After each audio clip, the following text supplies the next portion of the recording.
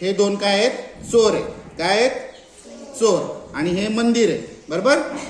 आणि मंदिरात या 5 मैत्रिणी देवाच्या दर्शनाला गेल्या.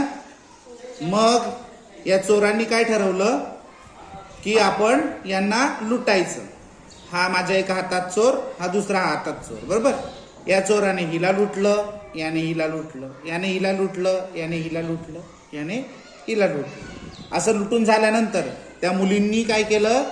चोरांकडे प्रार्थना केली की आम्हाला आधी देवाचं दर्शन घेऊ द्या, मग वाटल्यास तुम्ही लुटा. बरोबर. मग याने हिला सोडलं, याने हिला सोडलं, याने हिला सोडलं, याने हिला सोडलं, याने हिला सोडलं, याने हिला सोडलं. बरोबर. त्यानंतर मग त्यांनी देवाचं दर्शन घेतलं आणि त्या म्हटल्या, काय म्हटल्या की आता आमचं दर्शन घेऊन झालं देवाचं, आता तुम्हाला लुटायचं आहे तर तुम्ही लुटू शकता. मग याने हिला लुटलं, याने हिला लुटलं, याने हिला लुटलं, याने हिला लुटलं, याने हिला लुटलं.